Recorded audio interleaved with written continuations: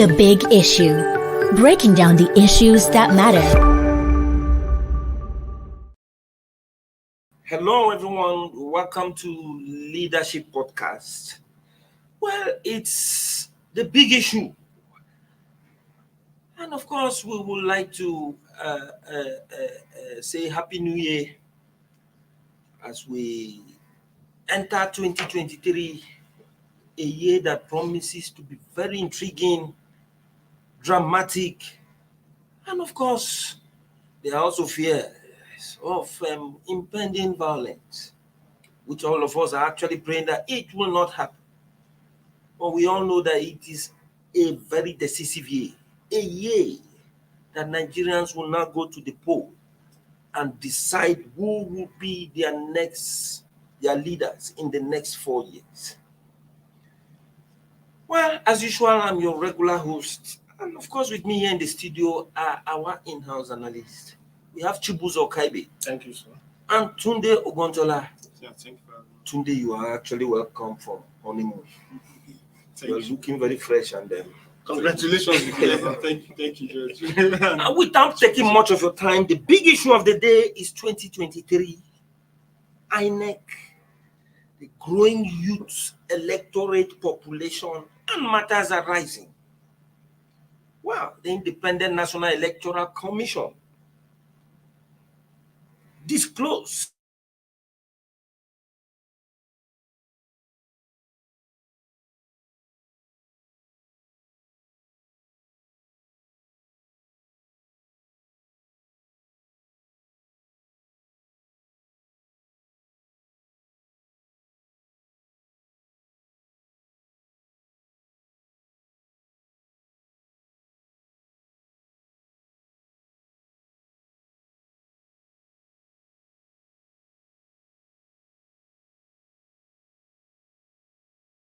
in the voters card. Well, the INEC Commissioner of Information and Voter Education, Festus Okoye, who disclosed this, said, the youth hold the ace for the determination of the outcome of the 2023 election. He said out of 9,518,756 valid newly registered voters between June 20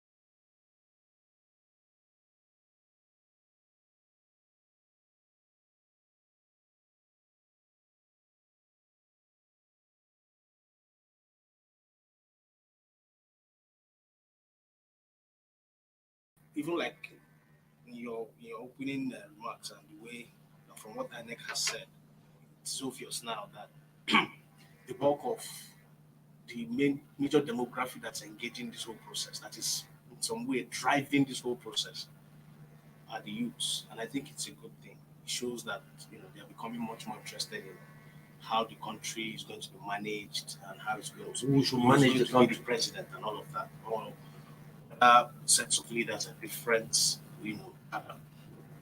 I think it's good. On the face of it, I think it's good.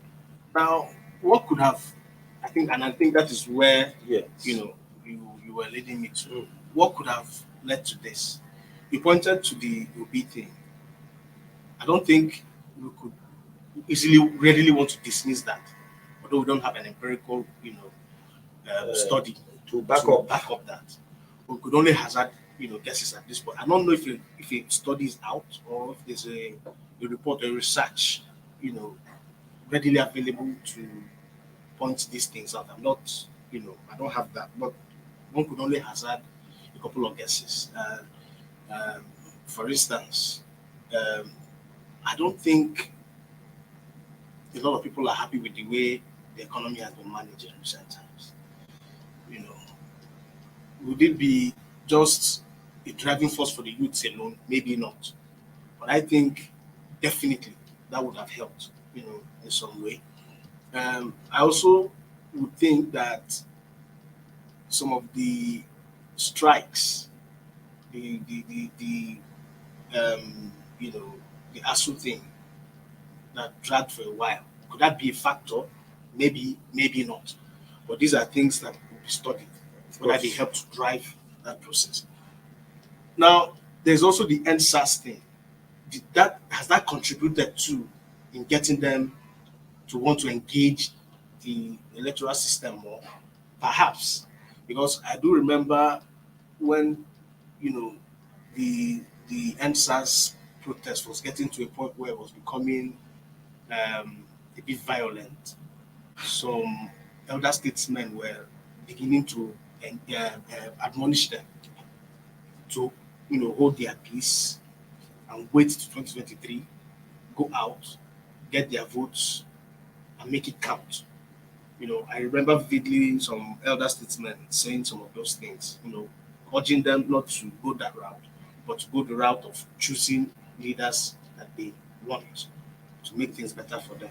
So, is there a nexus between that and the high turnout we are seeing now? Perhaps a study would have to, be done to ascertain whether that has an impact or not. So, but on the whole, I think some of the factors we just listed that might not be far from why you have this high number of young persons engaging the process. And I do agree too. There's been a whole lot of sensitization. We've not had this kind of sensitization, and that would be credited to a number of groups like the Yaga people, what they were able to do. The not too young to run thing, the build up to now. They've been really engaging the youths and getting them really involved in this whole process. So I think a combination of all these, give or take, contributes to one way or another to why we have this high number of people. And I do agree, INEC has to be commended too and urged to do more so that they continue to give a sense of confidence that, okay, they're ready to do what is right. And again, the Beavers thing too, with the coming up, with the signing into law of the use of the electronic voting thing, did that also help to give some level of hope and confidence? Perhaps these are things we have to, really interrogate to be sure whether they actually what or the significant role they played in ensuring that a lot more young people came out. Thank you very much for getting involved in this whole process. In the whole process. You see, Tunde Chibuzo has factored in so many variables. And of course, he's actually juggling them to see where we can place it. And in the process, he spoke about perhaps the very, very terrible hunger in the land. So they say under the Buhari administration. So they say a hungry man is an angry man. the youth must have actually tried to fulfill that biblical analogy that says right from the days of Abraham, the kingdom of God suffered violence. That violence must be taken by force. Perhaps. And he also looked at a situation where, with the introduction of BVAs, electronic transmission of the results, maybe the youths too are now beginning to have tried to is now restoring that confidence in the electoral process. And again, he was actually looking at the NSAS process, the protest and the so many and what have you. And of course, we can agree with you, Buzo, because it's not even easy. See how you even escaped it recently. As a senior bachelor, you were able to go and do that wedding anyhow. But today, that wedding was not anyhow because the way they spoke, that wedding, although I was not there, they said that wedding was talk of the town. That is a topic for another day, but not on a big issue because it's not a big issue. Then, let's look at it from my next perspective. You made it a big issue. They know it's not a big issue. Let's look at it from my next perspective. From the eye of INEC, what do you think the commission would say would have been the motivating force for the youth coming out in mass?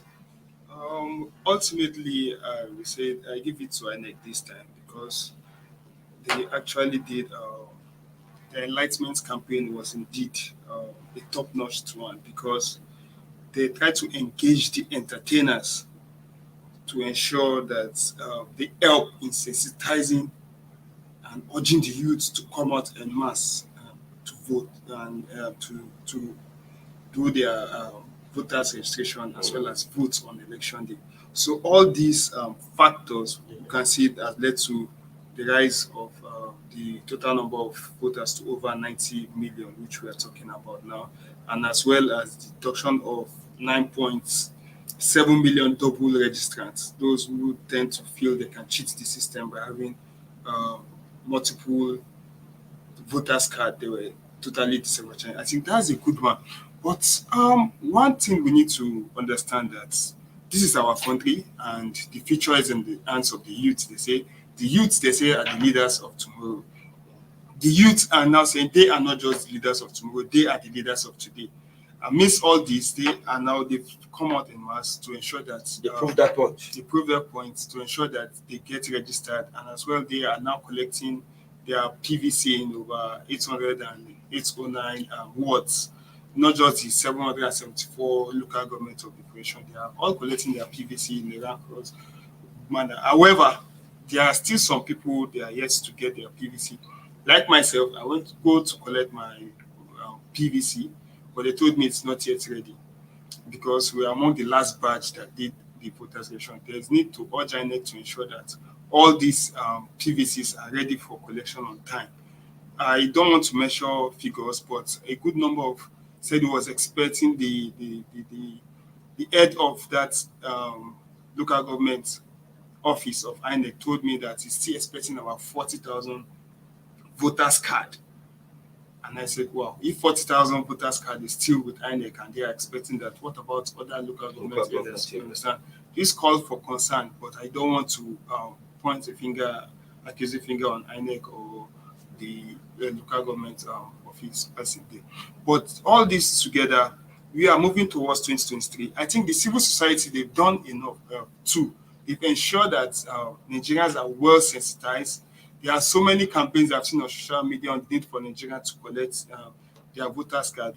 But I think they should take a step forward now. Besides ensuring that people come out to vote, it's high time they ensure that they enlighten Nigerians on the need to have an election that is free, not just free and fair, but free in all ramifications, so that people can have that confidence to know that when they vote, their votes will count, and as well in a secured environment.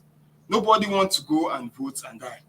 Everybody wants to vote and go back to his house peacefully, and as well await the counting of the votes and ensure that yes, those they voted for actually win the election. So it's all boils down now to both the civil society organization and the INEC, as well as our security agencies. Because so far now, there have been attacks on INEC office. All this cause for concern.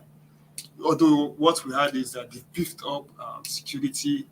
Even the Yaga Africa just a few days ago said that election might not hold in 14 states. But during my chat with the CPS to the INEC chairman, Rotimi Oyekomi, said they have the assurances of the security agencies that they beefed up security in all their offices to ensure that their facilities are safe and as well they are ready to conduct the election. On the other hand, the youth corpers, which will be used as ad hoc staff as presiding officers in this polling unit, they should ensure that they are well mobilized in terms of payment of their stipends. You understand? These are the set of people that will ensure that either all the planning that have been done, either it goes well or not. So they must ensure that this set of people are being paid well, as well their life is being secured, assured, and ensure that anywhere they are, they are well, okay, and well taken care of. Because the INEC chairman, although he said that they ensure the life of all core members, and as well they want to even ensure that everyone is being carried along, including people with disabilities, that they will be used as ad hoc staff. But the question is, even though as we are using them as they test run it in Osun, we know that yes, Osun people are kind of peaceful. They don't engage in violence amongst others. So now they want to use them in the taxi state of question. Are all other states like Osun State? They should all consider this before doing all this now. Thank you, George. Well, you spoke very well, and of course, I think you were very, very on point. INEC itself has actually engaged over 1.4 million ad hoc election staff to conduct the elections, and insurance police too had been secured for them against this kind of hazards you're talking about, especially all these possible attacks. And then the same INEC said punishment for any act of electoral offense against electoral officers have been made stiffer too in the Electoral Act than the provisions in the previous 2010 Electoral Act. You understand? So at the end of the day, it is left for those who might want to resist the temptation of election rigging antics. Because the election rigging is a situation where people are now beginning to wonder how this election will go without rigging. In a country like Nigeria, we know that no matter the situation, even with the PVCs, even with the PVCs, we should be positive about all this. We should be positive about all this. No, it's not about positive. You, as an analyst, if you are talking of positivity, sometimes we always look at the two sides. And that is what we are actually talking of here. Yes, what INEC has done, what is on ground now, we know very well that there is hope. And if it goes the way it is, the elections will be one of the best elections Nigeria will be going into, isn't it, Chibuzo? Amid's call that Nigeria might break up by the US, even evacuating their citizens. It is not about we being positive. It is what promotes some other. There are still Nigerians who are thinking like this. With all this in a country like Nigeria, that they know that after all this, there will be no rigging. That PVCs are man-made. The electronic transmission, the machines are man-made. So what cannot? Somebody was even giving a story that they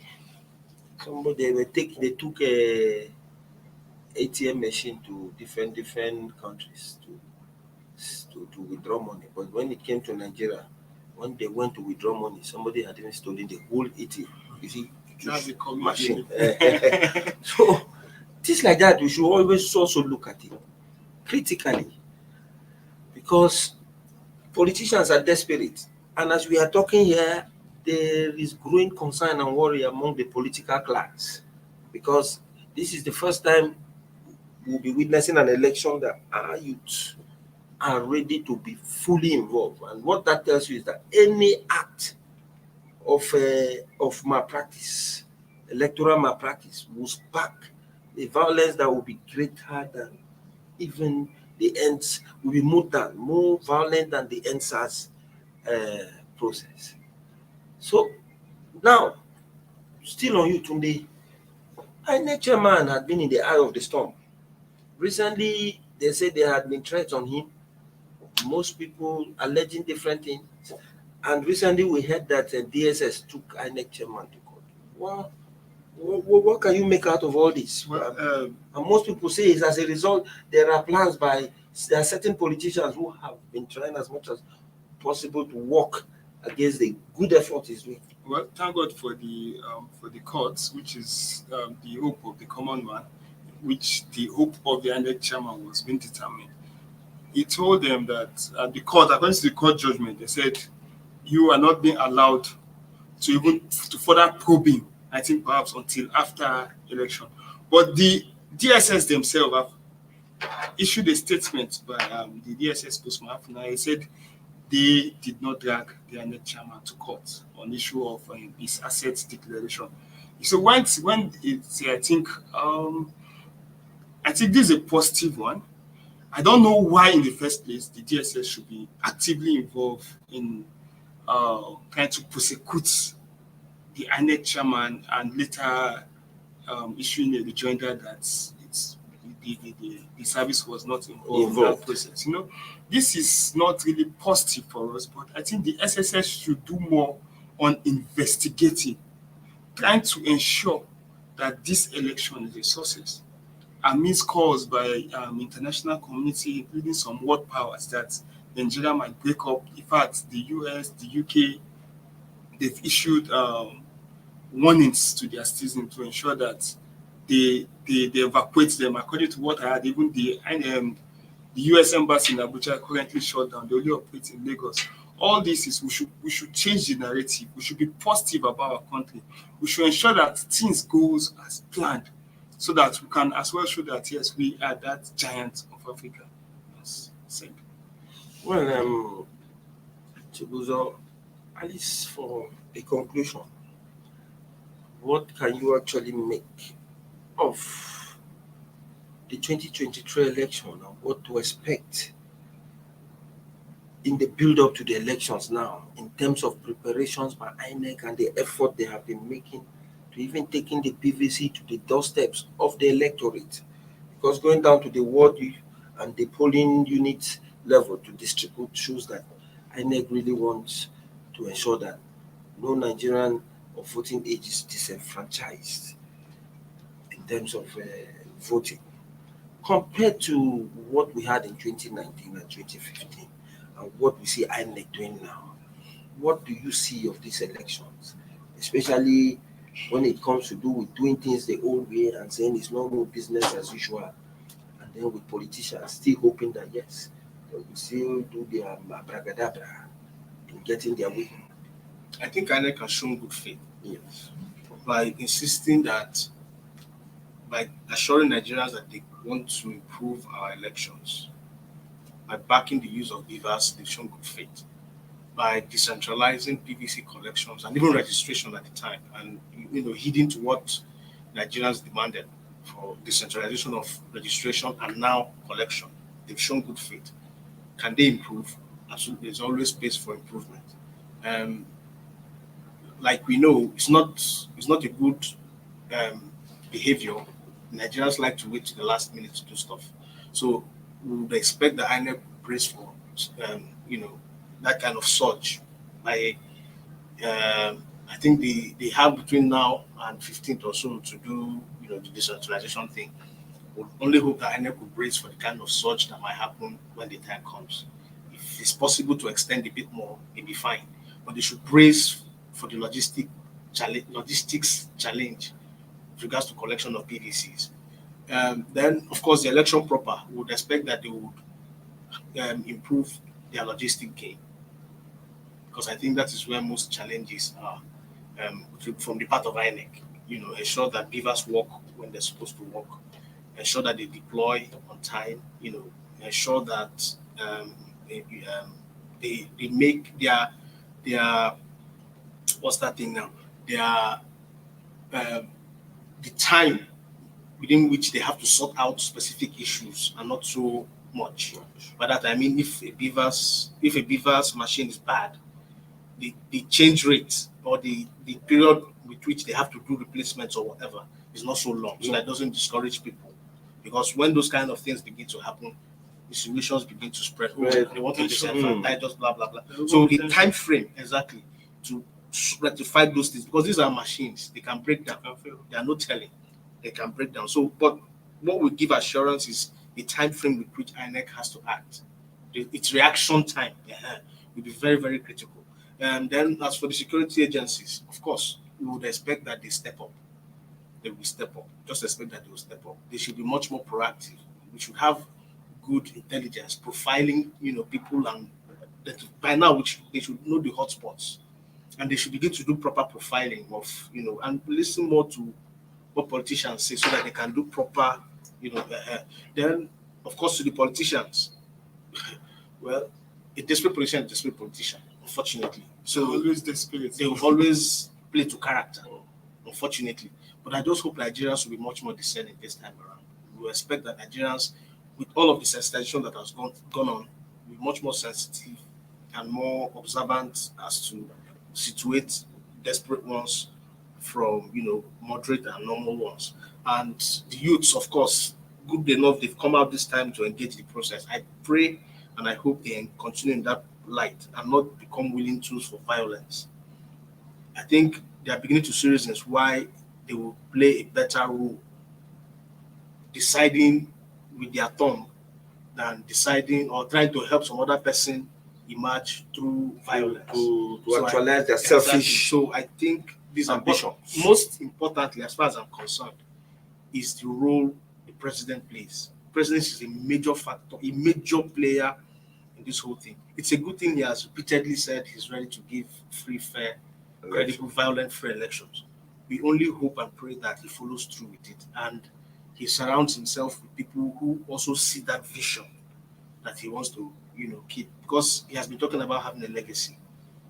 The biggest legacy he can give is to ensure that we have one of the best elections with the 2023 experience. Yes. The 2023 experience is clearly not going to be like any other elections since '99. There are already speculations about it's going to have a regional feel, and we might have the 1979 presidential elections to play again, where they had to do a runoff and all of that. So it is important that, and it might be a bit unfair, but understanding how influential the president of Nigeria is, it is important that he puts himself in that position where by the time the elections are done, he can be a big legacy that would transcend time, and people would refer to it and say, yes, we had a president in Buhari, and he ensured we had a peaceful Nigeria, united and together. Thank you very much. Well, INEC has actually shown that it is ready to conduct a free and fair election. And the commission has done its best to ensure that Nigerians of voting age are not disenfranchised. And with the creation of awareness, especially weaving showbiz and entertainment into the electoral process, has actually attracted many of the youth population into the electoral process. And the youths are actually posing as if they are ready to take the destiny in their hands. And at the same time, we are beginning to see the preparations to the 2023 election quite different from what we used to see. Poor preparation, late arrival of materials. As of now, they say PVCs have already arrived at the final batch, have started arriving at their normal location. This is a good development, and we thumbs up for INEC. But we say the ball is in the courts of President Muhammadu Buhari to give the commission the political will to carry out a free and fair process, the type that actually brought him to power as president in 2015. Well, it is an unfolding event, and of course the elections are just around the corner. By next month, we are into the election proper. As time goes on, we'll see how events unfold. We'll see how things play out. Thank you for keeping tab with us, and of course, I'll thank our in-house analysts for addressing the big issue the way it should be addressed. and our viewers keeping tab with us. It is actually a honor, and we thank you. Join us same time tomorrow for another edition of The Big Issue. Have a wonderful day. Thank you for watching. For sponsorship and advert placements, please contact 080-3688-6158. Last Word Leadership Podcast Studio. You have the last word.